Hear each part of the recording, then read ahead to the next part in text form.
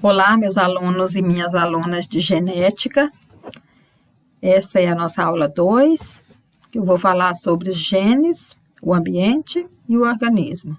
Sobre os genes e os cromossomos, vou falar sobre mitose e meiose. E farei um vídeo 2 só de exercícios, ok? Então, genética é a ciência que estuda os mecanismos da transmissão, segregação, mutação, rearranjos e expressão das características genéticas. Então, esses rearranjos são o crossing over, tá? Agora eu já mostro o crossing over e eu vou falar mais aulas durante o crossing over, tá? Então, esses rearranjos que ocorrem entre as cromátides, né, lá nos cromossomos, então, no crossing over vai ocorrer pedaços, eles vão trocar pedaços desses cromossomos e vai gerar variabilidade. Então, o gene é a unidade fundamental da hereditariedade. Cada gene é formado por uma sequência específica de ácidos nucleicos que contém informação genética. Então, é uma região funcional da molécula de DNA que constitui a estrutura fundamental do cromossomo. Então, os genes não podem ditar a estrutura de um organismo por si só. Então, o fenótipo é igual a genótipo mais ambiente. Então, o ambiente vai fornecer as matérias-primas para os processos sínteses pelos genes. Então, os genes vão se expressar, mas de acordo com o ambiente, tá? Pode ter pouca alteração do ambiente ou muita, tá? Dependendo, se for um gene só, ele sofre muita alteração do ambiente. Então, nessa interação genótipo-ambiente, nós precisamos conhecer a constituição genética do indivíduo, herdado dos seus genitores. Então, dos genitores, nós herdamos o quê? Os alelos, tá? São os alelos que vai formar o genótipo. Então, precisamos conhecer a sequência histórica dos ambientes aos quais ele foi exposto, tá? Então, o ambiente é que vai ajudar a formar um fenótipo. Então, um exemplo, se duas crianças brasileiras, tá, gêmeas, forem criadas e forem separadas, ainda criancinhas, e, por exemplo, uma levada para a França, outra para a China. Então, elas vão absorver tanto a língua quanto os costumes de cada país, tá? Então, esse ambiente vai estar moldando, tá, esse fenótipo. O genótipo continua o mesmo. Então, os genes e o ambiente, em conjunto, determinam as características de um organismo. Então, o fenótipo é igual ao genótipo mais o ambiente. Então, o fenótipo é o conjunto de características morfológicas, anatômicas, bioquímicas na célula, resultante da interação do genótipo com o ambiente. E depois eu vou gravar essa aula em PDF e vou passar para vocês também, tá? Sem o áudio, só o PDF. Então, o fenótipo, né, sem resultante da interação do genótipo com o ambiente. O genótipo é o somatório dos genes presentes nos cromossomos, determinando a constituição genética de um organismo. Então, esse organismo pode ser procarioto, né, uma bactéria, ou um eucarioto. E essa constituição genética é o quê? Os alelos dentro dos locos, tá? Nos locos. Então, o fenótipo nós observamos através, né, do organismo vivo, que pode ser um leão, né, um cordeirinho, um cavalo, uma barata, um verme, uma bactéria, tudo isso vai ser o fenótipo. Então, a cor da flor é um fenótipo. O genótipo é os genes, né, e os alelos que estão dentro desses locos. Nesse caso aqui, o genótipo azão, que é dominante, né? Aqui outro homozigoto, recessivo, nesse caso, azinho, e um heterozigoto, azinho, heterozigoto. Então, o genótipo ele vai permanecer constante durante a vida, ele não vai alterar, exceto se ocorrer mutações nessas células, tá? Então, o genótipo ele não é alterado por efeitos ambientais.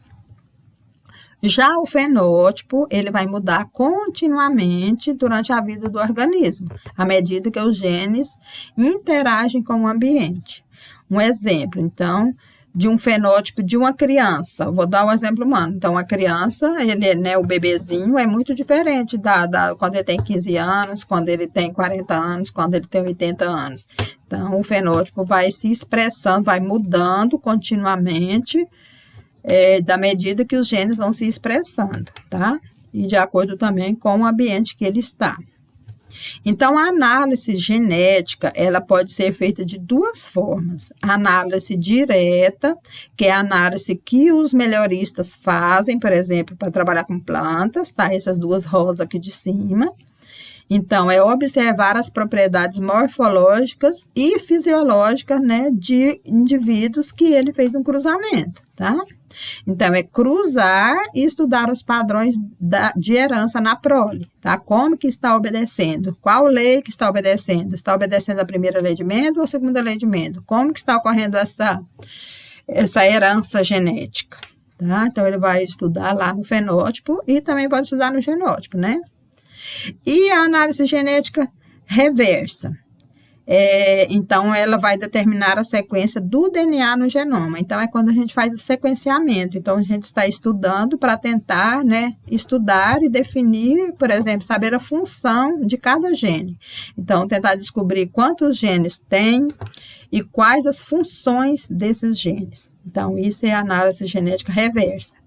Ela é mais difícil, tá, de ser trabalhada. Fazer o sequenciamento já é fácil, agora saber as funções dos genes e quantos genes tem, essa é muito difícil.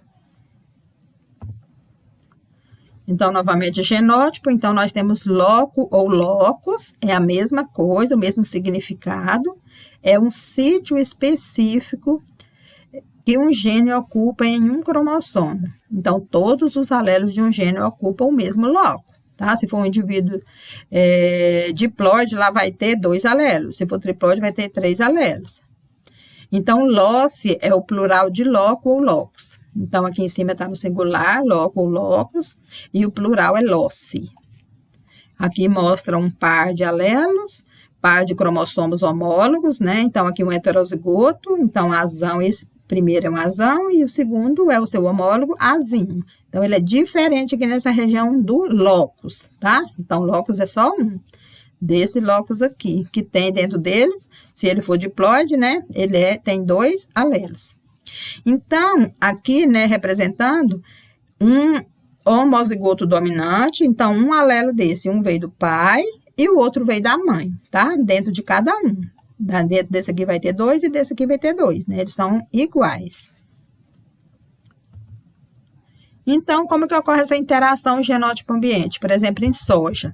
Se eu plantar a mesma soja em 2 ambientes diferentes, um ambiente igual esse aqui, né? De terra boa, bem adubado, com calcário, plantado com alta tecnologia, com tratamentos corretos, e eu plantar uma outra, essa aqui de cima, e tiver um estresse hídrico, né, e um solo ruim, então significa que essa daqui, toda verdinha, né, que foi plantada bem, ela vai ser mais produtiva, sendo o mesmo genótipo, né? Se plantar, dependendo de onde plantar, como estão essas condições ambientais. Então, ela vai responder de acordo com o fenótipo. Isso aqui é um exemplo de uma, né, que já está quase na fase de colheita. Então, tem muitos pesquisadores que trabalham, né, com essa interação genótipo e fenótipo, por exemplo, um ensaio de estresse hídrico em soja, que eles plantaram em vasos, tá, para verificar essa resistência, a questão de raiz, tamanho de raiz, o que vai produzir, onde, quem vai morrer mais rápido ou não, para fazer esses ensaios de resistência à seca. Então, os pesquisadores, então, trabalham no melhoramento, né, com o fenótipo e com o genótipo. Com o fenótipo, chama-se fenotipagem. Ela pode ser feita em campo ou em laboratório. Esse exemplo aqui é de fenotipagem em bioensaio, ou seja, esse aqui era de Plasmopara vitícola, inoculado, né, em laboratório em folha destacada, porque Plasmopara vitícola é um patógeno obrigatório, tá? É um fungo parasita obrigatório, não vive em meio de cultura. Então, por isso que precisa de ser inoculado na folha. E então foi inoculado e depois foi avaliado uma semana depois. Então, isso é bioensaio em laboratório. A outra forma, então, aqui, ó, esse aqui, o mesmo bioensaio que analisou em microscopia, tá? Que inoculou gotículas contendo fungo, de água com fungo. Esse aqui foi resistente, mediamente resistente. Esse aqui de cima foi resistente também. Esse aqui já foi suscetível, porque ele esporulou, ok? E em campo, então, fenotipagem em campo, a gente precisa ter as plantas em campo. Pode ser em casa de vegetação ou no campo, tá? Então, aqui a mesma videira, essa foi resistente. Essa aqui mostra a reação de hipersensibilidade, né? Então, ela também era resistente. Essa aqui, ó, é totalmente resistente e elas eram plantadas. Isso aqui é um ensaio meu de doutorado, tá? Era quase 300 filhos completos, né? Irmãos completos, filho do mesmo pai e a mesma mãe. E as plantas ficaram a campo, todas, né, plantadas, enfileiradas, uma a cada 2,5 metros uma da outra, sem controle nenhum. Então, umas ao mesmo lado tinham umas muito suscetíveis e outras muito resistentes, tá?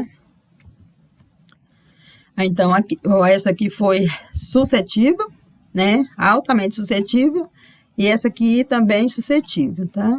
Só que mediamente suscetível. Então, vamos ver os genes e os cromossomos.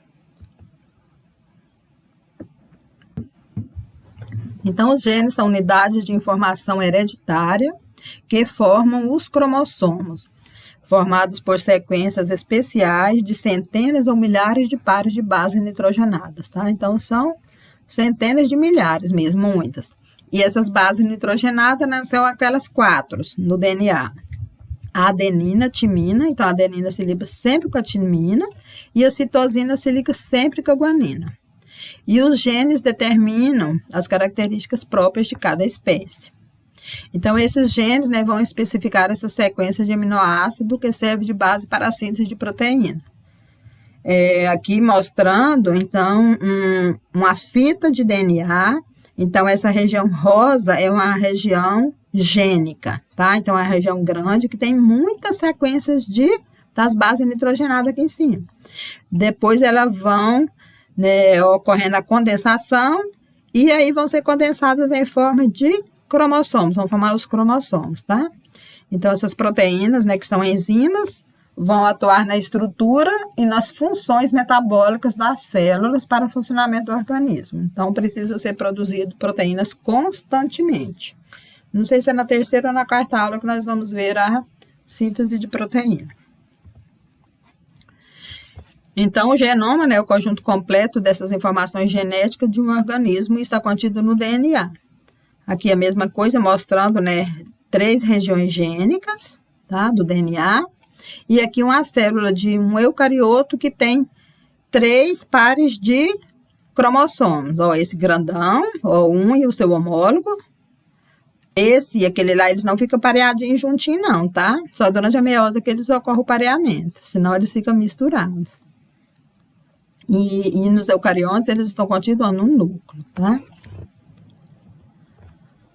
Então, aqui, né, a representação de um cromossomo com 4 genes, tá? Só que cada cromossomo pode ter mais de 2.000 genes em um único cromossomo. E dentro de cada gene desse, por exemplo, dentro do 3 aqui, que é o que está mais azulzinho, tem o quê? Os alelos. Os alelos estão dentro de uma região chamada locus, tá? Então, aqui ele pode ser homozigoto, pode ser heterozigoto. Nesse caso, o azão, azim, é um homozigoto, né? Recessivo. E cada alelo veio um do pai e o outro da mãe. Aqui, um heterozigoto. Que heterozigoto quer dizer diferente. Então, os alelos, novamente, em um indivíduo diploide, tem 2 conjuntos de cromossomos, né? Organizados como pares de homólogos. Então, tem um e o seu homólogo. Tá? Então, 2 conjuntos. Então, os tipos de alelos. Então, os tipos de alelos.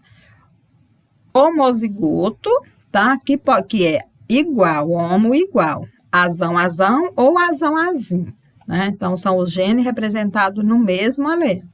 ou o heterozigoto. O heterozigoto, se eu cruzar duas linhas puras, azão, azão com azão, azim, em F1 eu vou ter 100% de heterozigoto, tá? Azão, azim.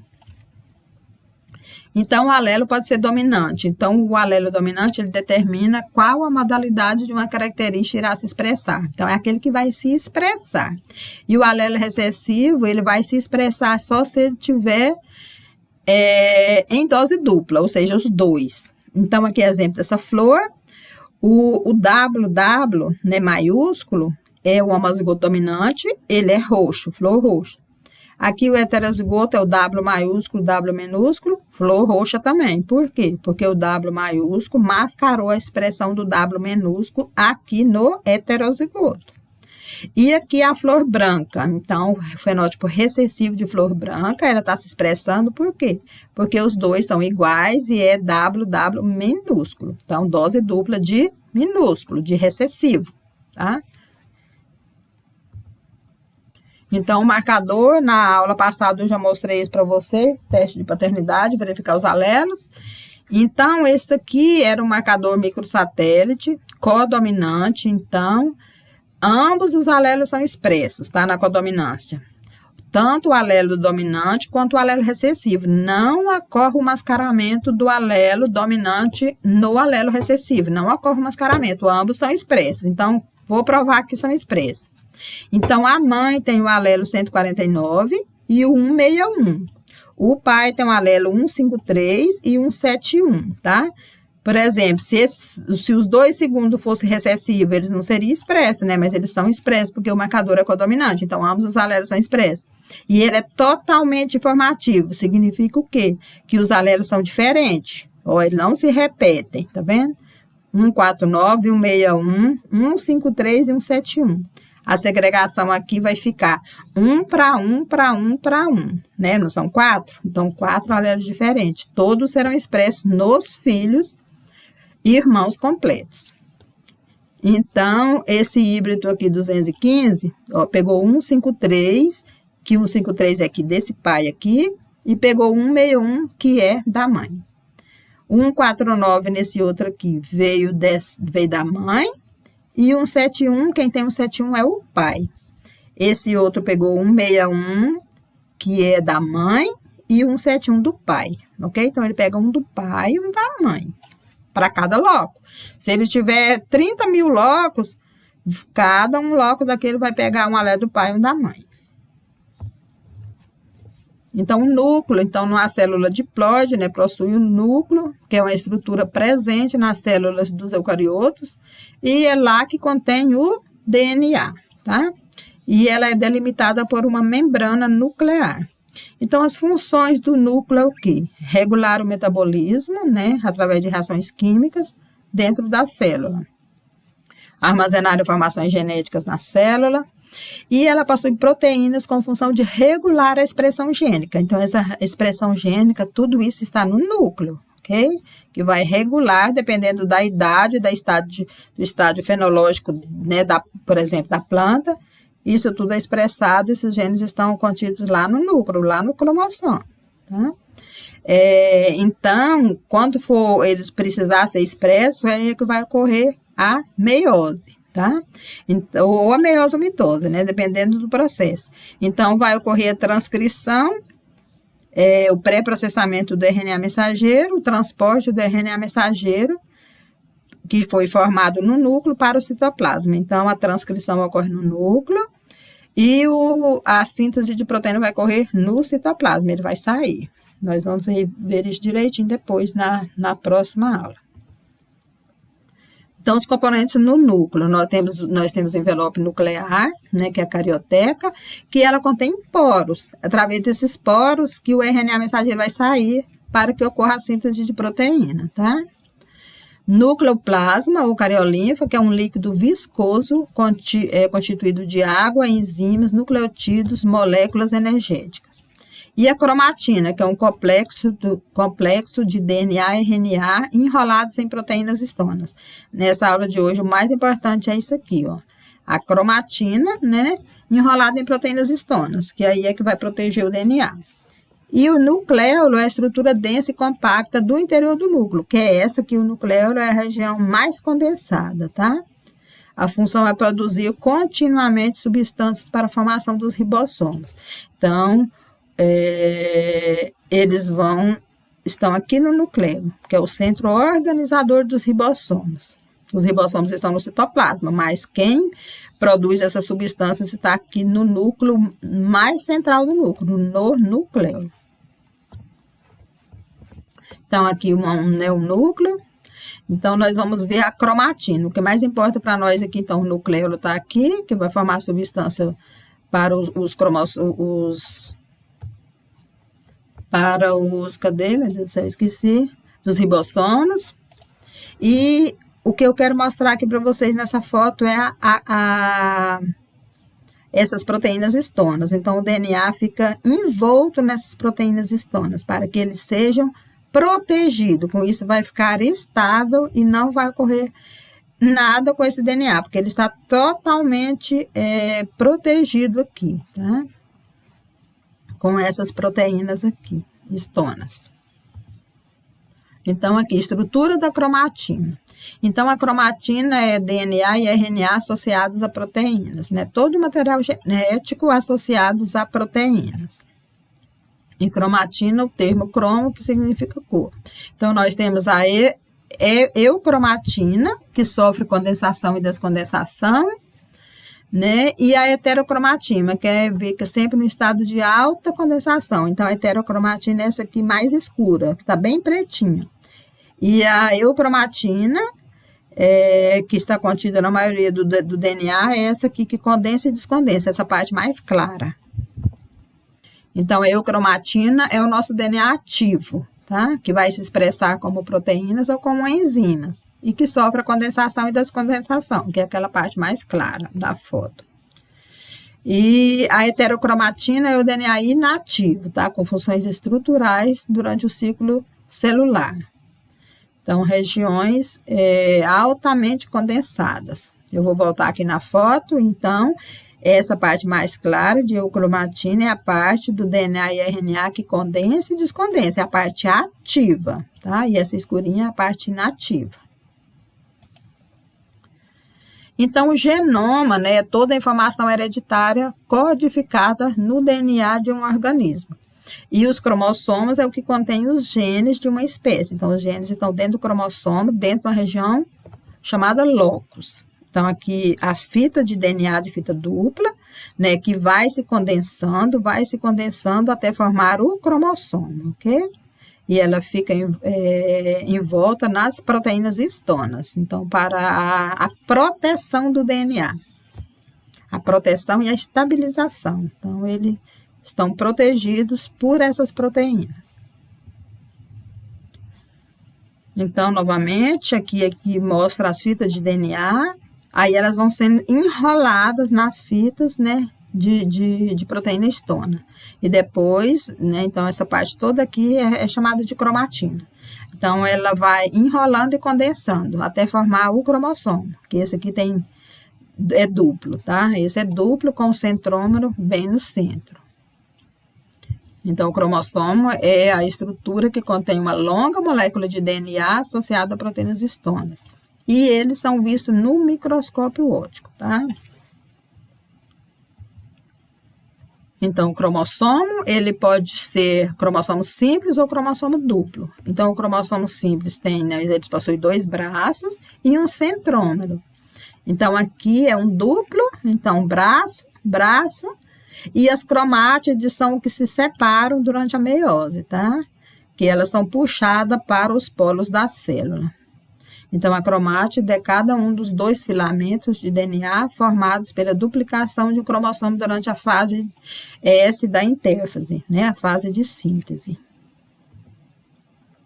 Os tipos de cromossomo. Então, tem 4 tipos de cromossomos.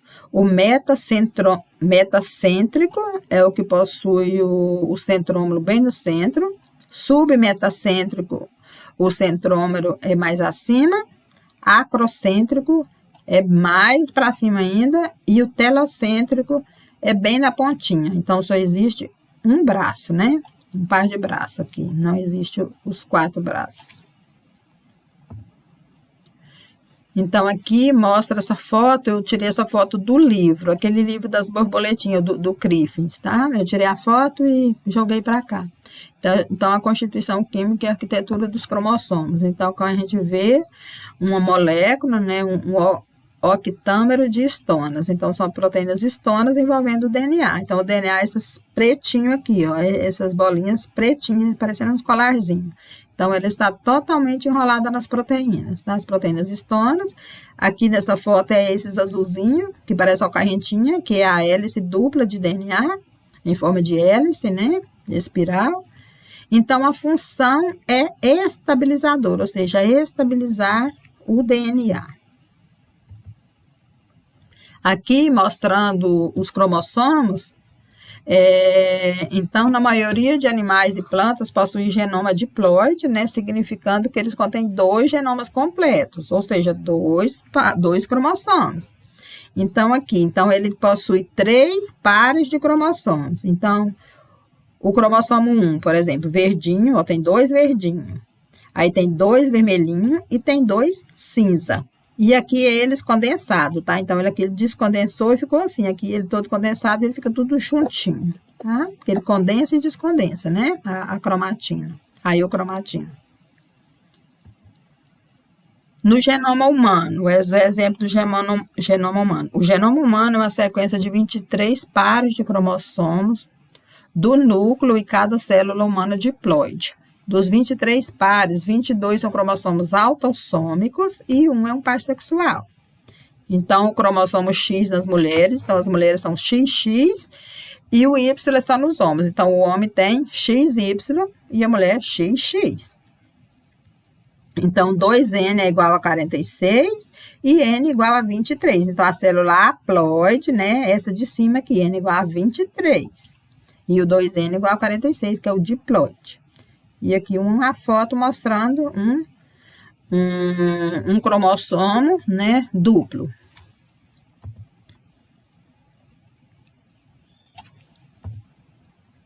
Aqui o tamanho dos cromossomos. Então, isso aqui é em humanos também, tá? Então, nós temos cromossomos, o par 1 é bem grande, olha o tamanho dele. O 2 é menor, o 3 é menor. Então, por exemplo, se um cromossomo é maior, ele vai ter maior quantidade de genes, tá? Do que um pequeno, por exemplo. Então, esse cromossomo 1, com certeza, ele tem muito mais cromossomos do que o 19, por exemplo, que é pequenininho, tá? Então, esse aqui vai ter menos genes, tá? Então, 22 autossomos, ó, que começou lá do 1, vem até o 22, tá com tamanho diferente, formato diferente, tá vendo o formato deles aqui, tá? Então, o formato, os tipos diferentes. E os cromossomos sexuais, um par sexual. Então, a mulher possui XX, que é do mesmo tamanho, e o homem, né, possui um X e um Y. Tá vendo o Y pequenininho em relação ao X? Ou tanto que ele é pequenininho. Por que ele é pequeno? Então, é na mulher, ou seja, que tem o 2X, é a mulher que amamenta, ela que engravida, né, ela que tem filho, ela que tem menstruação todo mês.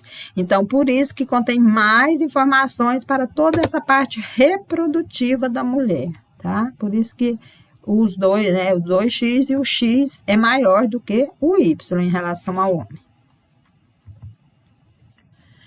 Aqui, quando a gente faz o sequenciamento de um genoma, a gente vai ver aqui, tá? Desse formato, eles coloriram cada base para ficar melhor para ver. Então, a gente vê só isso, a sequência de bases, tá? Tudo sequenciado, só assim. Sequência significa na sequência, né? Todas uma na frente da outra, toda a vida. Só isso, não vem mais nada. Então, a gente tem que definir onde é um gene, qual região que formou um gene, e depois descobrir a sua função. Então, quantos genes que tem o genoma humano?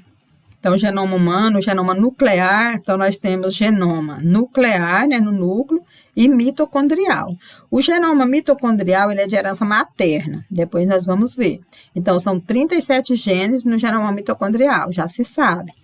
Mas no núcleo, nós temos entre 30 mil e 50 mil genes. tá? Não se sabe nem quantos genes nós temos, e o genoma já está sequenciado, tá? Então, a dificuldade é saber qual é a região gênica, qual a sua função, né? Dependendo de, ela pode ter função diferente dependendo da idade do organismo. Então, vamos ver a mitose. Então, a mitose é um tipo de, né, ela é realizada, né, por exemplo, para a reprodução assexuada. Então, é um processo de divisão celular contínuo, onde uma célula dá origem a duas outras células iguaizinhas à primeira célula. Então, a partir de uma célula inicial, forma-se duas idênticas e com o mesmo número de cromossomos, tá? Igualzinho. Antes da divisão celular, o material genético da célula é duplicado. Então, a primeira coisa que ocorre é a duplicação do material genético. E a mitose ocorre em células diploide e haploide, tá? Qualquer haploidia ocorre. Então, aqui um exemplo de uma célula diploide, haploide, né, que originou duas haploides. Aqui, uma diploide que originou duas diploides, ok? Então, qualquer haploidia pode acontecer a mitose. Ela vai se dividir o material genético e formar duas iguaizinhas à primeira. Então, as fases da mitose. A mitose possui 5 fases, tá? A intérfase, prófase, metáfase, anáfase e telófase. Então, aqui, né, tô colocando o mouse, era uma célula diploide, né, com 2 cromossomos. Então, aqui na prófase, aqui ele duplica, né, já passa para cá. Então, primeiramente ocorre a duplicação do material genético. Voltou a funcionar. Na metáfase, os cromossomos ficam soltos nas células e posicionam na região equatorial. Então, eles ficam na linha do equador da célula, aqui, ó, equador da célula, bem paradinho. É nesse momento que ele é visto no microscópio óptico, tá? Porque se o material estiver todo disperso lá na célula, fica difícil de ver. Mas quando ele está bem alinhadinho aqui no equador da célula, fica ótimo para ver na microscopia. Depois vem a fase de anáfase, onde ocorre a separação das cromátides irmãs. E na telófase, essas cromátides são puxadas pelos fusos, existem uns fusos que puxam ela para os polos, tá? Puxa para o polo. Ela aqui, na metáfase, ela fica alinhada no equador, e aqui é o contrário, ela está puxada para os polos, e aí começa a ocorrer essa separação, né, das cromátides irmãs. Tá? E na telófase ocorre a citocinese, que é a divisão da célula. Então, ela vai se dividir e dá origem a outras duas, né, 2N. Então, esse processo, né, é rápido e ocorre em qualquer ploidia. E vamos ver a meiose agora. Então, a meiose serve para, né, produzir os gametas para a reprodução sexuada. E ela ocorre em 2 fases, né? Ocorre 2 divisões. Uma divisão reducional, onde ocorre a separação dos homólogos, que é essa primeira, tá aqui. Separação dos cromossomos homólogos. E a segunda, onde ocorre a separação das cromátides. Então, na meiose, uma célula diploide, isso ocorre nas células diploide, tá? Sempre diploide, não ocorre em outras ploidias, a meiose. É para a reprodução sexuada e só ocorre em indivíduo diploide. Então, é uma divisão celular, né, que é uma célula mãe sempre diploide com cromossomos duplos, origina através de 2 divisões sucessivas, que é uma reducional, outra equacional, origina 4 células filhas haploides, tá? No final tem N, 4 haploides, contendo metade do número de cromossomos da célula mãe. No exemplo de humano, se tem 2N igual a 46, ela vai ter 23 cromossomos, tá? Então, as fases da meiose. Então, 2 divisões e cada uma tem 4. Ó, prófase, metáfase, anáfase e telófase. Aqui também é a mesma coisa, só que na divisão reducional, tá? Na reducional está ocorrendo a separação das cromátides irmãs aqui. E aqui em cima está ocorrendo a separação dos cromossomos homólogos, tá? Então, aqui só para mostrar, por exemplo, na prófase 2, na divisão 2, que na 1 ocorre a mesma coisa. Então, ocorre a duplicação e o pareamento dos cromossomos, então ele se duplica e vai parear onde? Primeiro na linha do equador, né? Na metáfase aqui, vão ficar todos alinhados, que é onde nós conseguimos vê-lo em microscopia, tá? Estão alinhadinhos no equador da célula. Na anáfase, então, aqui mostra as linhas do fuso, puxando ele para os polos, ó, puxando para cá e para o outro polo, para os dois, tá? Elas se separam. E, então, ocorre essa separação. E na telófase vai ocorrer a divisão, então, dessas células, que é a citocinese. Então, elas vão dividir em 4, tá? Então, esse aqui tem todo o processo. Esse slide aqui, ele tem todo o resumo da meiose, tá? Então, uma célula mãe, sempre diploide, né, com cromossomos duplos, origina através de 2 divisões sucessivas, né, uma reducional, outra equacional, ela vai originar 4 células filhas. Então, vamos ver o exemplo bem, com muita calma. Então, meiose 1. Aqui, o exemplo que eu estou dando é uma célula heterozigoto, azão, azim. Tá? Então, logo na primeira fase, quando o DNA duplica, né? O material genético duplica, ela vai... Então, tinha 2 e passou a ter 4. Então, é aqui que ocorre o crossing over, tá? Então, tá vendo que era uma roxinha e uma vermelhinha, tá? Aí, ele trocou pedaços aqui, ó, tá vendo? Esse aqui pegou um pedaço roxinho e ficou com o resto vermelho. E um pedaço vermelhinho que era daqui ficou aqui. Tá vendo que trocou pedaços? Pedaço de cromátides. Então, isso é o crossing over. Quando ele troca entre si pedaços de cromátides na primeira fase, então, ou seja, na prófase 1. Então, isso é o crossing over, é o cruzamento. Então, vem a metáfase, que é quando elas são colocadas, né, na região equatorial, ficam alinhadas na região do equador. Depois vem a anáfase, é quando ocorre a separação dos cromossomos homólogos, nessa fase de anáfase. Vem a telófase, que é onde a célula já começa a se separar, onde elas são puxadas para o fuso da célula, lembra? Elas vão ser puxadas para o fuso, e depois ocorre na citocinese e elas se separam. Mas se separou como? No início aqui, ela era heterozigoto, azão-azim. Aí, então, elas são puxadas. Esse aqui ficou azão-azão e essa ficou azim-azim. Ficou 2 heterozigotos aqui. Aí, esses 2 heterozigotos vai passar para meiose 2. Eu pus ele aqui, ó, azão-azão e azim-azim. Então, vai acontecer a mesma coisa, tá? Só que não vai mais ocorrer crossing over. Então, vai ocorrer a prófase, né? Ele se duplicou. Eles ficam alinhados no equador da célula, eles foi puxado pelos fusos para os polos e ocorre a separação das cromátides, ou seja, assim, um fuso é como se fossem umas cordinhas, tá? Uma cordinha, muitas cordinhas que puxa para o polo norte, a outra puxa para o polo sul, só que aqui ele está deitadinho, né? Então, ocorre o quê? A separação das cromátides, porque ele puxou com força e quebrou ela no meio. Então, metade vai para cá e metade vai para o outro polo, tá? Separa na metade. Então, na telófase, a célula já começa a dividir e na citocinese ela se divide. Então, dividiu como? Então, aqui era azão, então ela se dividiu. Azão, outra azão, essa azim, tá? Cada uma carregando metade de cromossomos da célula mãe, tá? Então, é assim que acontece a meiose. Então, uma célula, né, diploide origina, no final da meiose, 4 células haploides. Então, cromossomos homólogos em humanos.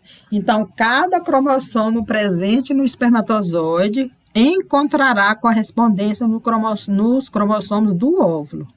Então, correspondente para quê? Por exemplo, para crescimento, né? Se o filho vai ser alto ou baixo.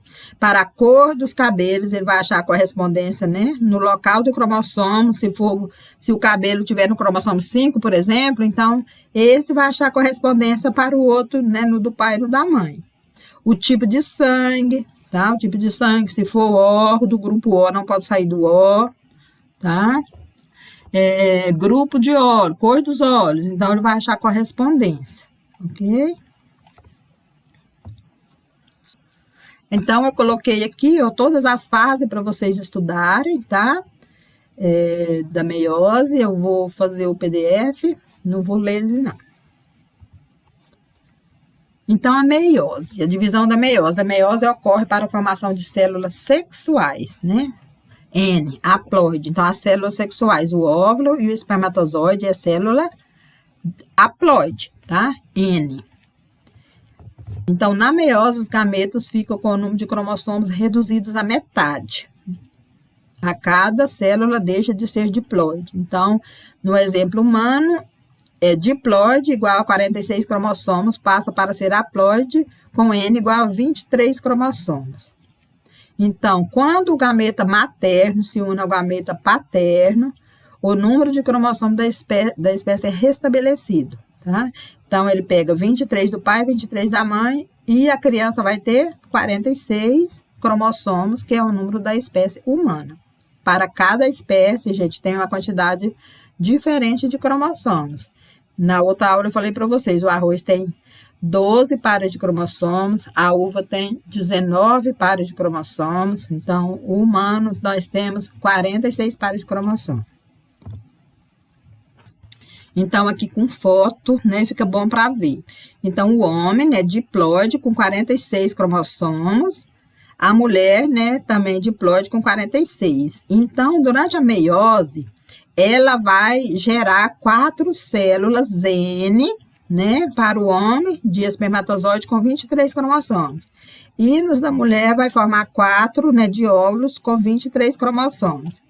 Aí, quando se junta aqui, vai formar o quê? O zigoto. O espermatozoide de óvulo forma o zigoto, que depois formou aqui uma menina, tá? Então, menina, aqui o par sexual, os dois do mesmo tamanho, então, menina. Então, 46, né? Então, voltou, né? Ocorreu o restabelecimento do número de cromossomos. 23 do pai, 23 da mãe. Ok? 23, 23, 46. Restabeleceu o número da espécie. Então, ocorreu o pareamento. Se cruzar uma espécie com outra diferente, pode não, né? Não vai ocorrer o pareamento desses cromossomos. Então, a finalidade da mitose. Formação de células somáticas iguais à célula mãe. Serve para o crescimento e regeneração dos tecidos, tá? Dos nossos nervos e tem várias funções no corpo, tá? Ou dependendo do organismo, funções para aquele organismo. Formação de gametas em vegetais, formação de gametas em animais por partenogênese, que é a reprodução assexuada. E a mitose ocorre em células haploide, diploide, triploide, né? Qualquer ploidia. Finalidade da meiose. Formação de células sexuais com metade do DNA da célula mãe. Então, vai formar gametas em animais e esporos nos vegetais. Então, nos esporos, eles são chamados nos vegetais são chamados de esporos. E a meiose só ocorre em indivíduos diploides. Eu coloquei outro aqui para facilitar a compreensão, tá?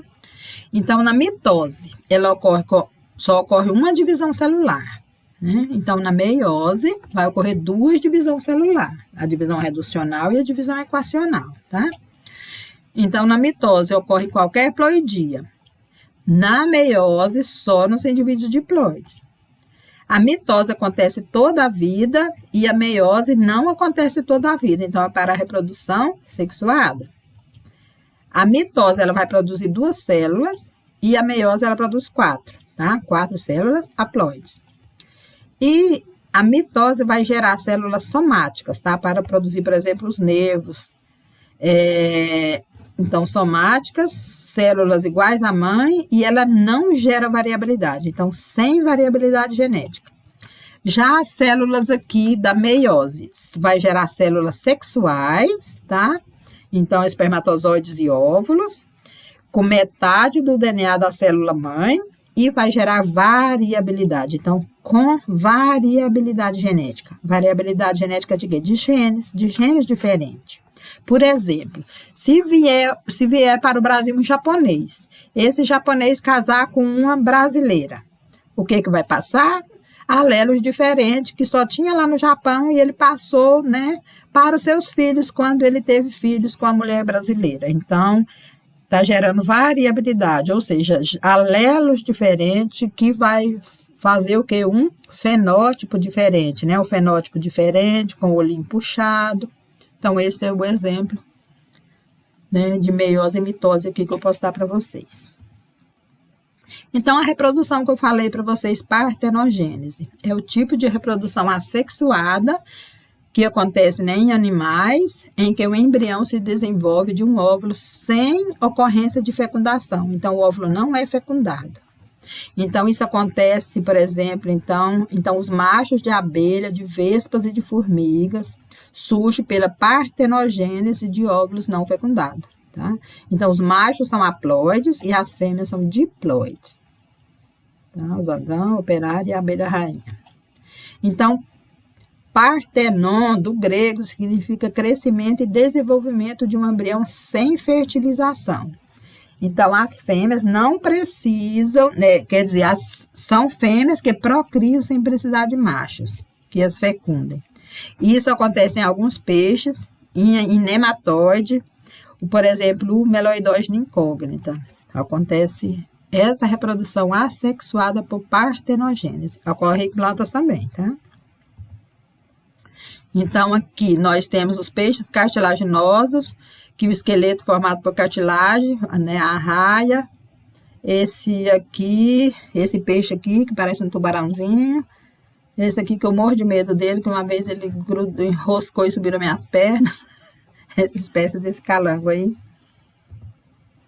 Então, no Meloidógena incógnita, ocorre também essa reprodução por partenogênese. Então, eles produzem ovos sem precisar de machos que as fecundem, tá? Então, essas fêmeas produzem ovos sem fecundação dos machos. E em plantas, né? Os frutos partenocárpicos.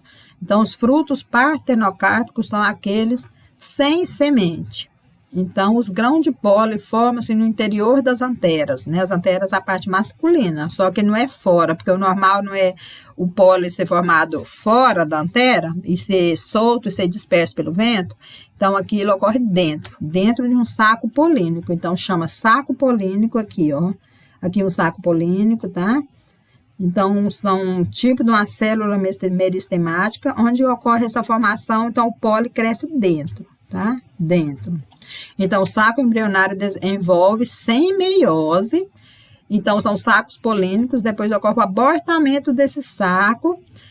E se era para ter uma semente, ele vai ocorrer a degeneração dela. E vai formar os frutos sem semente. Então, isso ocorre em citros, orquídea, uva, banana. Tá? Então, tubo polínico. Então, ele cresce lá dentro. Tá? Então, tem essas duas ilustrações. Então, o fruto partenocárpico. Então, o ovário se desenvolve sem fecundação. Então, não forma semente. Então, pode ocorrer em melancia, banana, né, em citros, daqui uma laranja, aqui um limão sem semente. Um mamão, que às vezes em mamão a gente encontra algumas sementes, pouquíssimas. O morango. E também uva. Então, esse aqui era do meu cruzamento do doutorado, eu testava a resistência ao míldio, que é a principal doença da uva, e a presença ou não de semente. Então, aqui, ó, semente, porque foi cruzado uma com semente resistente com uma suscetível sem semente. Ou era o contrário? Suscetível sem semente, isso. Tá? E cruzou, então, esse daqui, ó, totalmente sem semente. Bem aqui dá para ver, são resquícios de semente, tá vendo? Muito pequenininho que a gente não observa se a gente for mastigar, tá? Muito pequenininho. E outros com semente. Então, é a partenocarpia.